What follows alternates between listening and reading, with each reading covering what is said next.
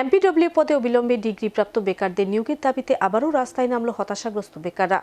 দাবি আদায়ের লক্ষ্যে আগরতলা গুর্খাবস্তিস্থিত স্বাস্থ্য দপ্তরের প্রধান কার্যালয়ের সামনে এবার বিক্ষোভে সামিল হলেন তারা।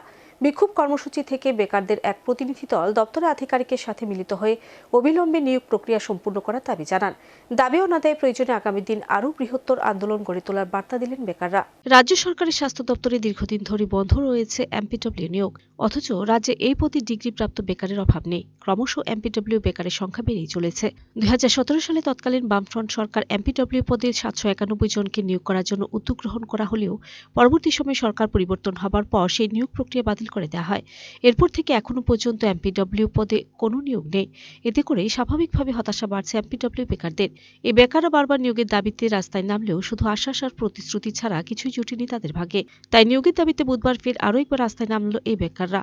দাবি আদায়ের লক্ষ্যে এদিন আগরতলা গুর্খাবস্তিস্থিত স্বাস্থ্য দপ্তরের প্রধান কার্যালয়ের সামনে বিক্ষোভে সামিল হলেন তারা। বিক্ষোভ কর্মসূচি থেকে বেকারদের এক প্রতিনিধি দল স্বাস্থ্য দপ্তর আধিকারিকের সাথে মিলিত হয়ে তাদের দাবি সনদ তুলে দেন। একই সাথে এদিন বেকাররা রাজ্যের মুখ্যমন্ত্রীর কাছে কাতর আর্জি জানান অবিলম্বে এমপিডব্লিউ পদে নিয়োগ প্রক্রিয়া সম্পূর্ণ করে স্বাস্থ্য পরিষেবা স্বাভাবিক রাখার। দাবি অনাদায়ে বেকাররা প্রয়োজনে আগামী দিন আরও বৃহত্তর আন্দোলন গড়ে তোলার ইঙ্গিত দিলেন এদিন।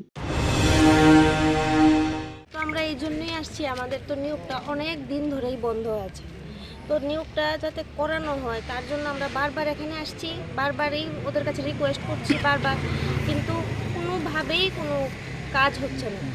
আজকে আবার এসেছি বলার জন্য, মানে 6 বছর তো হয়েই গেছে, একটু বেশিই হবে হয়তো। আমাদের তো নিয়োগ পুরোপুরি বন্ধ, আমাদের ব্যাচটার থেকে শুরু হয়েছে, এখন তো অনেক বাকি, 1200-1300 তো হয়েই যাবে, আরও বেশিও হতে পারে, কিন্তু আমাদের নিয়োগটা এখন পর্যন্ত বন্ধই রয়েছে। এখন এটা নিয়ে আমরা বারবার আসতেই যাচ্ছি, কিন্তু কোনো ওদের তরফ থেকে তো এখনো আমাদের আশ্বাসই দিয়ে যাচ্ছে বারবার যে হবে হবে। আপনারা বলছেন 1200-1300 বেকার হয়ে যাবে, হ্যাঁ, আর নিয়োগের ক্ষেত্রে বলছেন 500 জনকে নিয়োগ করতে হবে, এটা কেন বলছেন? সেটা আমরা সিনিয়রিটি কাম। Video report search India 10।